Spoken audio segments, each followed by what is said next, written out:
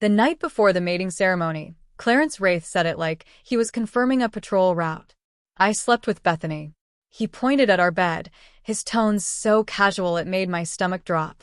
Last night, she put on your Luna gown and sat on the bed and kissed me. My wolf didn't stop it. I had been betrayed again. I stood frozen in place, the pain so total that no sound could escape my throat. But Clarence wore a self-satisfied smile, like he was still savoring the memory. Haley Cinder, he said. I finally understand why Alpha Gabriel cheated on you. Bethany really is so much more lovable than you. Gabriel was my former mate. Bethany was my own sister. I had lived in her shadow my entire life. Our parents treated her like the one and only princess of the Silvermoon Pack, and the pack members adored her more than me too. Welcome to Bibliophile Princess channel. Don't forget to like and subscribe. Story begins. 3 years ago, even my mate chose to betray me with her. When I hit rock bottom and my world went dark, Clarence was the one who stayed by my side and promised to make me the happiest Luna alive. And now Clarence had betrayed me for Bethany too. I just stood there, something lodged in my throat that I couldn't swallow past. The pain of the mate bond fracturing was beginning to surface. It took a long time before I found my voice. Why her? I asked, trembling. Clarence knew exactly what Bethany had done to me. He knew she was the reason I had fallen into depression. He had held me in his arms and sworn to the moon goddess that he would never be tempted by the she-wolf who took pleasure in stealing everything from me. So why did he still cheat? When he saw my tears fall, Clarence froze for a moment. Then he laughed. Loud, grating, and cruel. Bethany, he said with a helpless sigh, you win. I whipped my head around in horror, eyes scanning the room. The next second, he raised his phone and hit the speaker button. From the other end, Bethany's sweet voice dripped with amusement. So, you'll come keep me company tonight, right? My wolf snarled endlessly inside me, enraged by their shamelessness. I was shaking so violently, I could barely stay on my feet. But Clarence just smiled with satisfaction, that smile burning into my eyes. Your sister and I made a bet, he said. We wanted to see how you'd react when you found out. He tilted his head, looking at me like I was some little experiment. I said you'd be so angry you'd slap me. But she said, every time someone takes something from you, all you do is stand there and ask why. He picked up his suit jacket from nearby and walked toward the door. If I'd won tonight, I would have stayed with you. But the result is obvious, she won. Then he looked down at me and sighed, as if I were a disappointing child who had failed a test she was always meant to lose. You heard it all. You're too weak to even fight back, so don't blame me. Meanwhile, Bethany's triumphant laughter poured from the speaker. Haley, it's been 3 years, and you're still this pathetic. But thanks for the recommendation. You really do have great taste in mates. Clarence is mine now. Her laughter was so sharp it sent a crawling pain across my arms. In an instant, I was dragged back 3 years. That day at the Pack Hospital, Gabriel had suddenly video-called me. The moment it connected, the screen was filled with him and Bethany in bed together. I froze the same way then. I stood there in shock and asked in a trembling voice, why? Before Gabriel could answer, I heard the healer next to me scream, she's bleeding. Vitals are dropping. Get a stretcher, now. But it was too late. In the span of a single minute, I lost the 3 most important people in my life. The sister I had raised with my own hands. The mate I had completed the marking ceremony with just 1 month before. And my first pup. Stop teasing, Haley, Clarence said into the phone, his voice carrying an unbelievable tenderness. If you push her too far and she cries, I'll have to comfort her, and then I won't be able to come see you tonight. By the time I came back to myself, he had already hung up. He looked at me with that expression I once found familiar and safe. Get some sleep. I'll make you breakfast in the morning. He was still wearing the custom suit I had picked out for him, still wearing the tie I had knotted with my own hands, still smiling that gentle smile as if nothing had happened, as if he hadn't torn the self I had rebuilt to shreds. I couldn't hold it in anymore. I stared at him with bloodshot eyes and demanded, Clarence, Why are you doing this? You swore to the moon goddess you would never betray me. Never. The moment the words left my mouth, tears spilled down like an endless stream. But instead of comforting me like he always had, he let out a mocking laugh. Haley, if you had chosen me as your mate first, I probably would have cherished you for the rest of my life. His words were merciless. But you chose Gabriel first. So, why should I be loyal to you? Then he crouched down in front of me. Our eyes met, and his false mask finally slipped away. Underneath was nothing but festering malice and something twisted beyond recognition. I felt nothing but absurdity. When we first came of age, both he and Gabriel had pursued me. Back then, I chose Gabriel. After that, Clarence vanished from my world. Not until Gabriel and Bethany's affair. Not until my parents defended Bethany and accused me of not being able to handle an alpha's heart. Not until those accusations pushed me to the edge of despair. Only then did Clarence reappear in my life. He showed up like a knight sworn to protect his princess. With patient hands, he slowly pieced my shattered world back together and promised he would never betray me. He never once brought up my past, and I thought he truly didn't care. So, I asked the question that was suddenly growing wild inside my chest. If my past bothered you this much, then why did you insist on forming a mate bond with me? Clarence paused, then spread his hands and shrugged with a troubled expression. I thought I didn't care, he said. But after we were actually together. He looked me up and down, and the way his eyes moved made my blood run cold. It felt like every inch of you still had someone else's mark on it. The cruelty didn't stop there.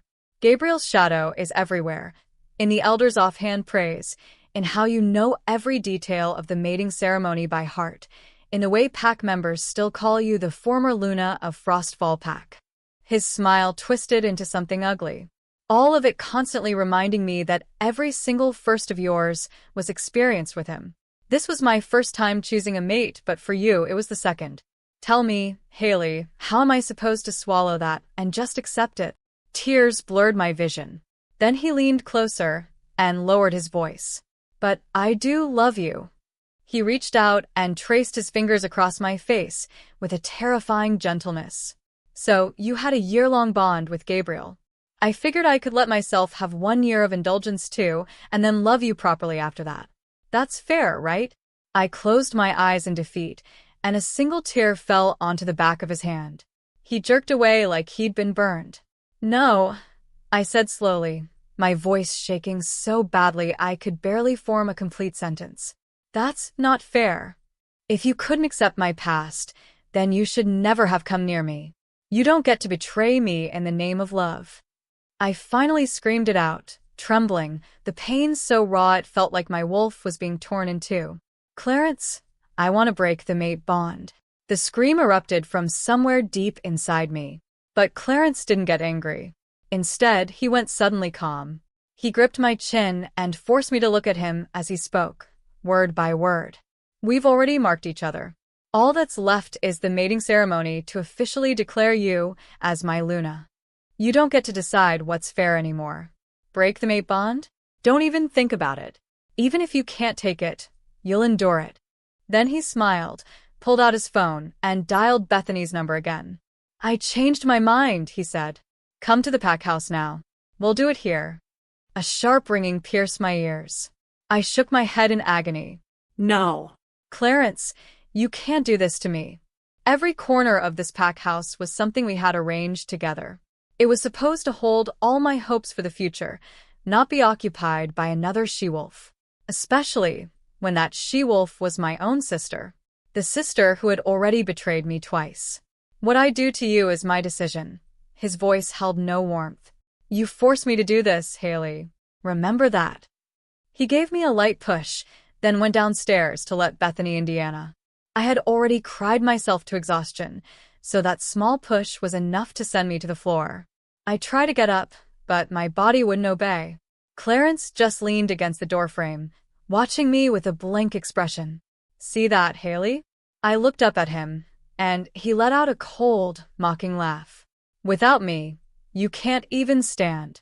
If you actually left me, where would you even go? Before I could answer, Bethany walked in. Long time no see, Haley, she said, her smile radiant. Oh, almost forgot. Congratulations on becoming Luna. Her provocation delighted Clarence. He dipped his head and kissed the corner of her mouth with an almost indulgent tenderness. You're absolutely irresistible, he murmured. I watched them flirt right in front of me, my entire body beginning to shake. When Clarence noticed, something flickered in his eyes, something like regret, and he stepped toward me.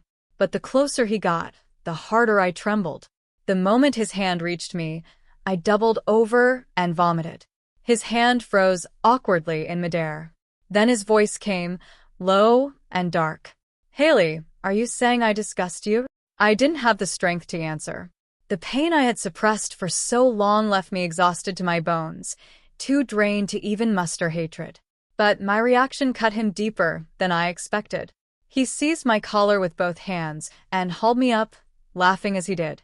You brought this on yourself. I was planning to end all of this after tonight. But now? Now I'm going to make you understand exactly how I felt back then. He released me abruptly, and I nearly collapsed again. Then he beckoned to Bethany with a crook of his finger. Tomorrow at the mating ceremony, you'll be my Luna. Bethany's eyes went wide with joy. Then I want Haley as my bridesmaid. Done, he said, staring straight at me. She can be your bridesmaid. She'll carry our rings to the altar for us. Every word sliced into me like a blade. I wanted to refuse. I wanted to tell them they were shameless, disgusting, pathetic. But when I opened my mouth, the tears came before any words could. Clarence's smile warped into something grotesque. Hurts, doesn't it? Good. That's exactly how it felt 3 years ago, watching you become another alpha's mate. I looked at him, at that face twisted beyond recognition by hatred. And suddenly I understood. He had never wanted fairness. He only wanted me to feel the pain he had suffered. The more agony I showed, the more satisfied he became. So I pressed my hand against the spot on my chest that had gone numb with pain and forced a casual smile onto my face. No, it doesn't hurt at all. Clarence, you just make me sick. That finally broke him. He shoved Bethany aside, grabbed me, and started dragging me toward the stairs. I fought back with everything I had, but I was no match for the raw strength of an alpha. As we passed the master bedroom, he hesitated for half a second. Then he kicked open the door to the room next to it and threw me inside. The moment the door slammed shut, I rushed toward it. Let me out. Too late. From the other side, Clarence's voice came through, cold and detached. You think I'm disgusting? Just wait. The night is still young. Then he said, Bethany, come here. I stood frozen as a wave of cold swept through me from head to toe. A moment later, the sound of kissing drifted through the wall. Then Bethany's breathy laughter floated in. You're so bad. Tonight was supposed to be yours and Haley's, and instead you're making her listen. She deserves it, Clarence said. I clamped both hands over my ears. It didn't help. The sound still seeped through the gaps between my fingers, impossible to block, impossible to escape. Every noise clawed into my wolf like sharpened talons. My mind split in two. One moment, I saw the Clarence who had stayed up with me through sleepless nights, who had pulled me back from the brink of despair. The next, I couldn't stop imagining him tangled up with Bethany on the other side of that wall. The two memories collided over and over until my skull felt like it was cracking open. With trembling hands, I fumbled through my clothes for the witch-prescribed medication and swallowed it dry. I prayed desperately for the drug to numb my world into silence. I don't know how long it was before the door opened. Clarence walked in wearing nothing but a towel around his waist, looking down at me. That's all you've got? He asked. How do you plan to survive the next year? Bethany followed behind him, smiling, and the marks on her skin were enough to make me sick all over again. Clarence, don't tell me you're starting to feel sorry for her? Something like pity flickered in his eyes, so fast I thought I had imagined it. Then he let out a cold laugh. Feel sorry for her? Please. I made her my mate specifically, so she could experience what I went through. Why would I pity her? I looked up at him in disbelief. This time, the despair didn't come like a knife. It fell like snow, slow and relentless, filling every hollow space inside me until there was nothing left. So it had all been a lie. The tenderness, the comfort, the promises. I hadn't been saved. I had been lured into a trap to attend my own execution. Somehow, when you reach the very edge of breaking, strength can rise from the wreckage. My wolf pushed with everything she had left, and I stood. I slapped Clarence across the face with every ounce of force I had. The sharp crack echoed through the room. For one frozen instant, all three of us went still. Then Clarence roared. "You dare hit your pack's alpha? Haley, have you lost your mind?" I looked at him, and somewhere deep in my chest, I felt my wolf beginning to fade. "Did you forget your little bet?" I reminded him, smiling. "You said if I found out about the affair, I'd hit you." "I hit you. So, why are you angry?" Then I twisted the knife on purpose. But if it were Gabriel, I wouldn't have hit him, because I couldn't bear to hurt him. The color drained from his face. He stared at me for several long seconds, and then he laughed too, a laugh with no warmth in it at all. "Trying to provoke me? Fine. Then watch." He dragged me into the master bedroom and threw me to the floor. I curled into the corner and looked toward the bed as Clarence pulled Bethany into his arms and kissed her hard. On the floor, the mating ceremony gown lay trampled underfoot, reduced to a rag in the dust. In that instant, memories began playing in reverse behind my eyes. Clarence holding me through an entire sleepless night, pointing at the gentle moonlight outside, counting the stars with me until dawn. My Luna mother striking me across the face, so hard it swelled, screaming that I had no right to compete with Bethany for a mate. And then the grand finale, Gabriel's betrayal. Gabriel scrambling to pull up his pants, his face pale and panicked. Bethany just smiling at me, lazy and cruel. What she said then. "Sorry, Haley. I was bored and lonely, so I borrowed your mate for a bit. You really do have great taste." 3 years ago, and this moment collapsed into a single instant. Before I even realized the sound was coming from my own throat, a broken cry tore from my mouth. My hands and legs were shaking so violently I could barely feel them anymore. Bethany let out a soft breath and looked at me with the exact same mocking smile from back then. "I was wrong on the phone earlier. Clarence is so much better than your last mate." Hearing that, Clarence put on even more of a show. He turned his head and looked straight at me, his eyes glittering with a sick excitement. "Does it hurt, Haley?" "Good." The two tangled figures on the bed blurred until I could barely see them.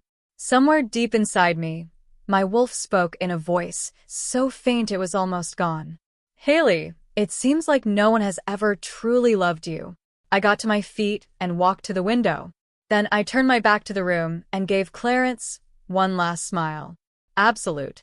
Final. "Clarence, I don't want you anymore." For the first time that night, fear flashed across his face. "Haley," and then, Clarence was too late. I fell headfirst into the dark. Behind me, I heard Clarence's ragged scream as he threw himself toward the window. By the time he threw open the window, I was already falling.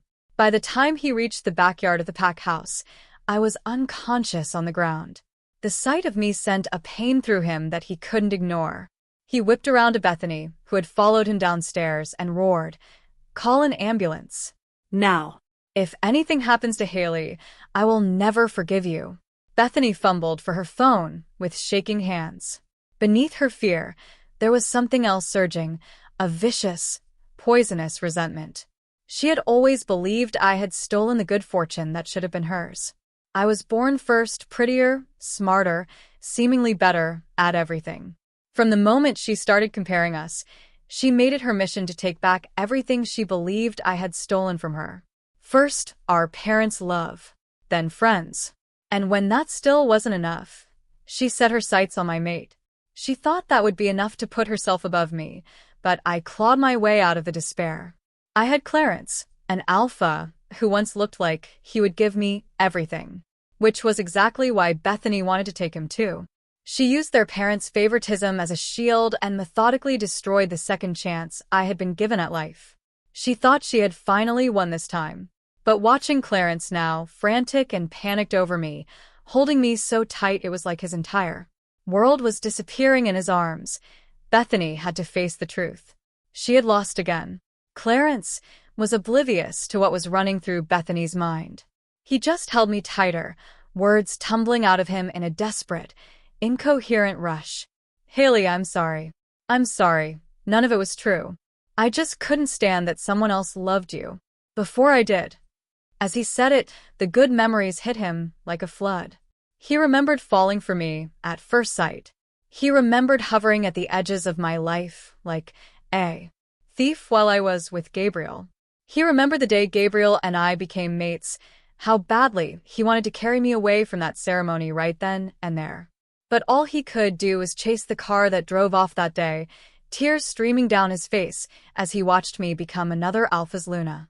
That day had been a poisoned silver blade twisting in his chest. He wanted me to be happy, but he could never bear for that happiness to come from another Alpha. So he waited from a distance, watching my life from the shadows. Until his chance finally came. My mate cheated. I fell into despair.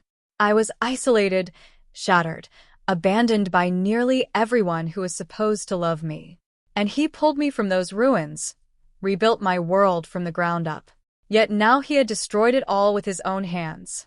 Seeing me with a head injury that might kill me, he lost all composure. When the ambulance arrived, his face was white with terror. But he still wouldn't let go of me, holding on so tight that the healers had no choice but to drag him onto the ambulance with me. At the PAC hospital, he was forced to stop at the red line outside the surgical ward. When the doors slowly closed in front of him, sealing me away inside, the ever-proud Clarence dropped to his knees and prayed that I would survive. Just then, the healing witch who had treated me before happened to walk by. She stopped dead when she saw him. Alpha, she asked, horrified. What happened? When Clarence looked up at her, his eyes were shot through with red. He shook his head, his voice wrecked. Haley tried to kill herself. The healing witch froze for a moment, then shoved past him and burst into the operating room. How is she? She demanded. The lead healer shook his head slightly. The physical injuries aren't the worst of it, but her will to live is dangerously weak. If that doesn't change, I can't promise anything. The healing witch, Morgani, walked to the operating table and leaned close to my ear, speaking in a low voice. Haley Cinder, you once asked me how to truly get better, she said softly. Back then, you didn't want to be a burden to Clarence, and I didn't answer you. Now I will. Her voice stayed low and steady, cutting through the darkness inside me. It starts when you stop making your mate your emotional crutch. You are your own savior. I don't know what happened to you, but death isn't redemption. It's just another way of running. Live. If you lose, so what? Get up and try again. As long as you're still breathing, there's hope. The world doesn't end because they don't love you. Wake up, Haley. Fight. The heart monitor spiked. As if the she-wolf who had given up on herself reached out in that moment and grabbed hold of life again. On the operating table, my eyelashes trembled, the smallest possible response. 3 days after surgery, I woke up. Clarence, who had kept vigil at my bedside for 3 days and 3 nights, shot to his feet the moment my eyes opened, questions pouring out of him. Haley, you're awake. Does it hurt anywhere? Should I call the healer? Talk to me, baby. Hatred filled every corner of my heart. Under the blanket, my hand curled into a fist, but I showed none of it on the surface. I just shook my head, wearing deliberate confusion. Who are you? Clarence went still. Then enormous joy broke across his face. During the time he had waited for me to wake, he must have rehearsed 1,000 apologies and 1,000 lies to cover what he had done. He had even prepared himself to grovel and beg for my forgiveness, if that was what it took. The one thing he hadn't expected was a reset button, complete memory loss. He tried to hide his excitement. I'm your mate, he said carefully. We completed our marking last week. The mating ceremony is in a few days. Then he paused and added, a few days ago, you went up to the roof to absorb moonlight essence and accidentally fell. You just had surgery. Once you've recovered, we'll hold the ceremony right away. Where he couldn't see, the corner of my mouth curved into a mocking arc. A moment later, I looked at him with the stubborn expression of someone who had been spoiled by him for too long. Really? What proof do you have? He immediately looked flustered. The most obvious proof would be the bonding contract, witnessed by the pack priest before the mating ceremony. Only he didn't know where I had put it. My family could vouch for us too, but the woman he cheated with was my sister. And my parents were still waiting for him to give Bethany an explanation.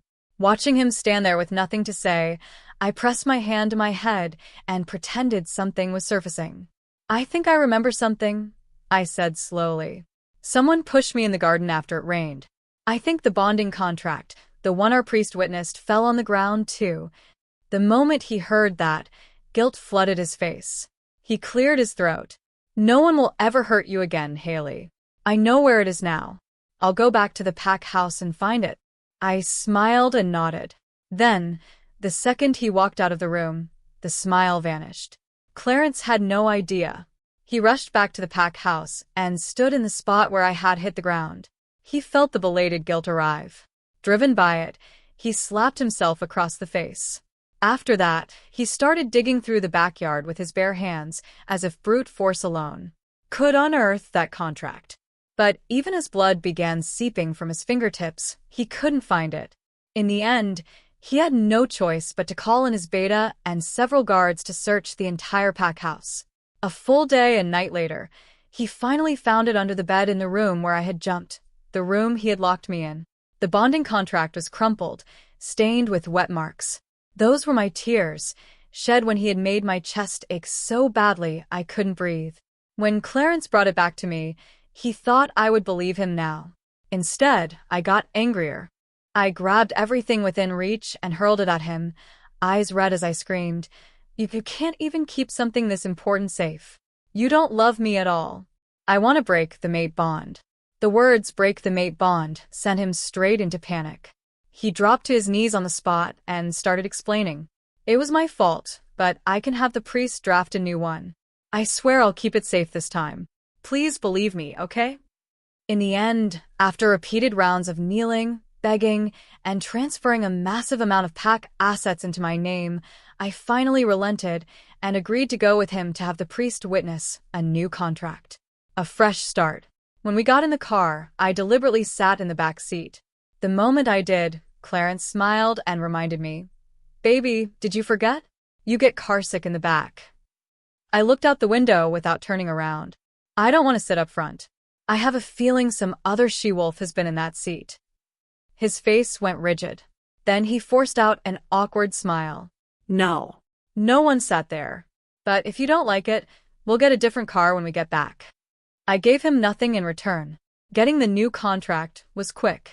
But the moment I had it in my hands, I grabbed his wrist and made as if to tear it apart. A replacement doesn't change anything.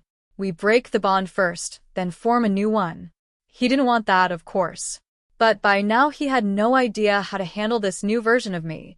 A version that was willful, that threw tantrums, that knew exactly where to dig the knife in.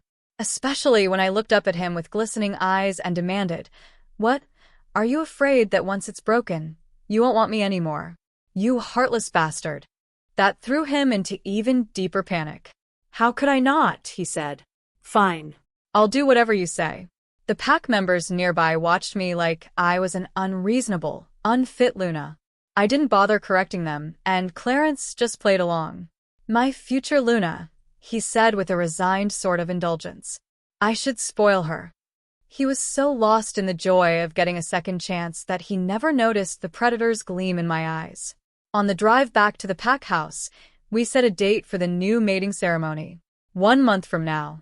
Because I insisted we needed to re-establish boundaries, we slept in separate rooms for the entire month. Clarence played the role of the devoted mate to perfection. He came to see me the moment pack business was done, brought me expensive gifts, and did everything in his power to help me recover my memories. Then one evening, I walked toward him holding a glass of milk, a sweet smile on my face. Clarence, I remembered something. The moment I spoke, he went still. Then I smiled wider and continued, I remember you like a glass of warm milk before bed. I used to make one for you every night.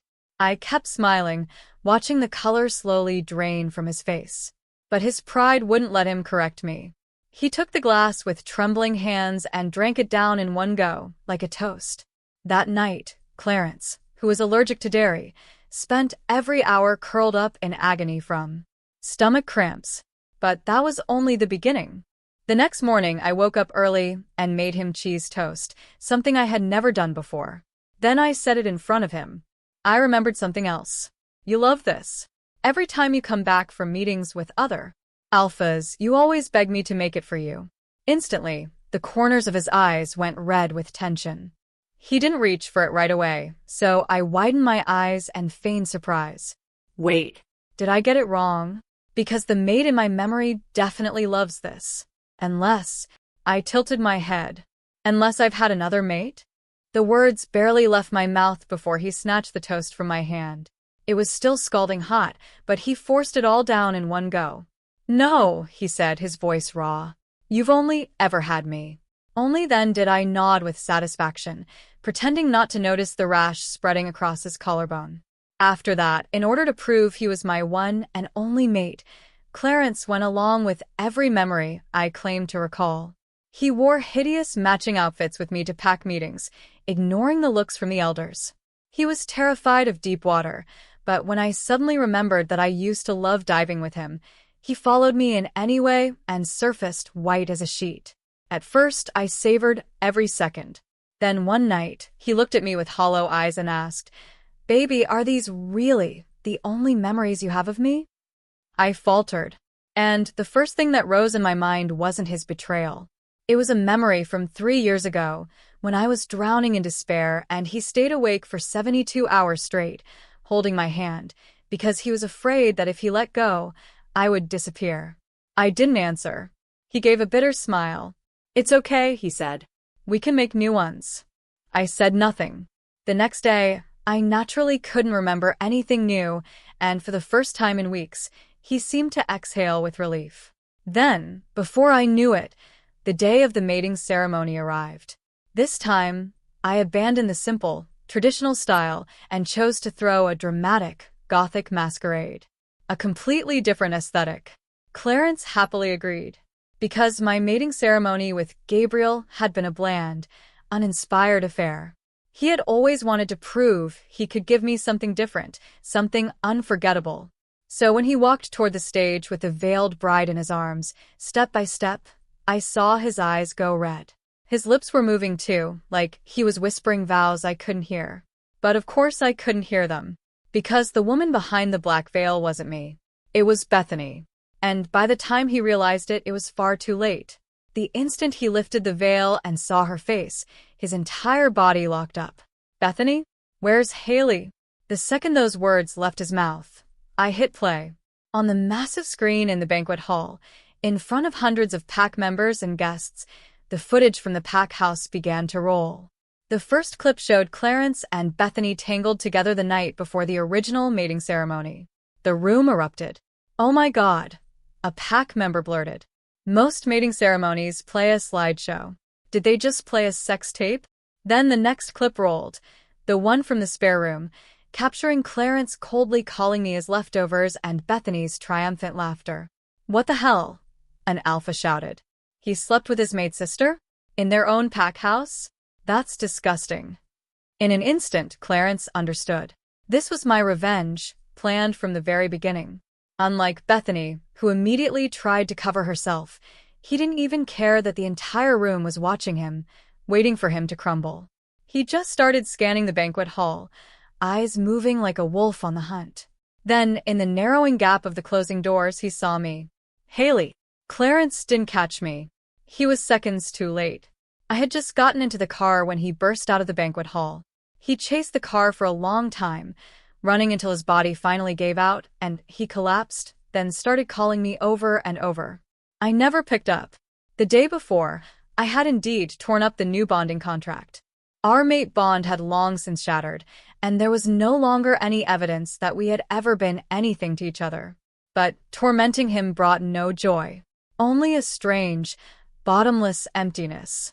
Because when I had been lying on that operating table beneath those sterile LED lights, it was the healing witch Morgani's voice that brought me back to life. During our earlier sessions, she had noticed how deeply I depended on Clarence and tried to gently warn me.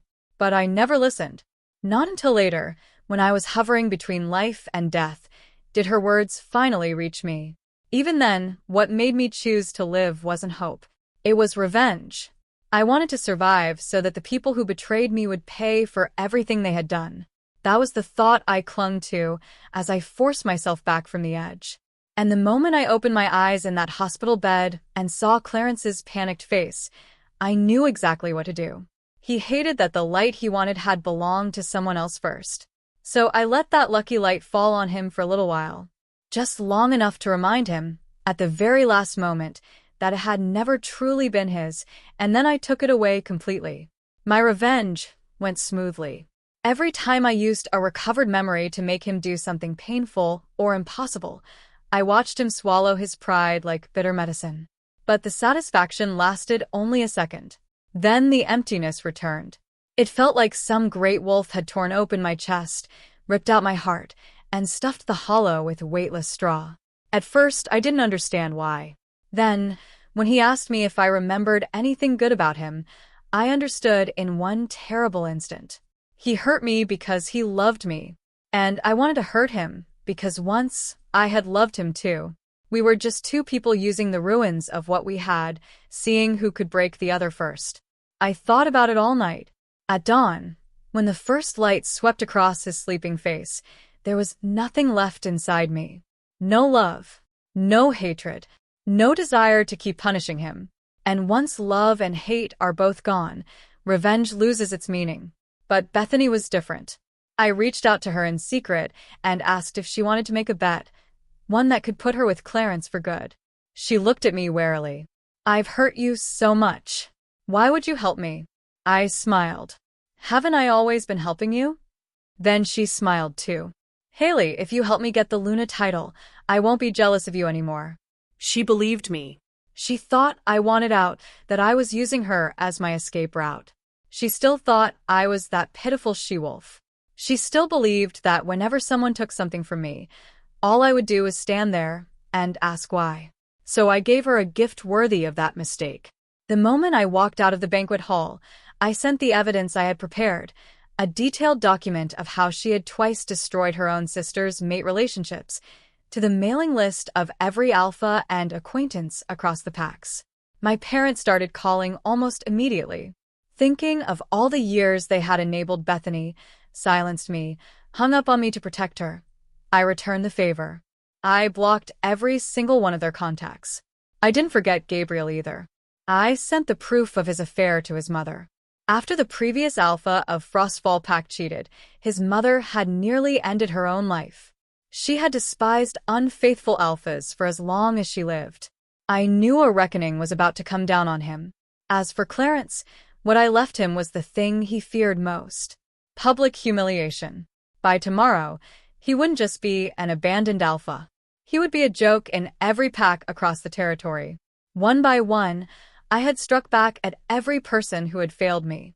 When it was all done, the weight inside my chest finally lifted. By the time the taxi reached the airport, my luggage had already been sent ahead. I was at the gate when I heard someone call my name. The voice was breathless, hoarse, like someone who had run for miles. "Haley," Clarence called out. "Every piece of your revenge. I accept all of it. Just please don't go." In front of everyone, he dropped to his knees again, looking at me as if begging was the only thing he had left. Seeing how cheap his pride had become, I almost wanted to laugh.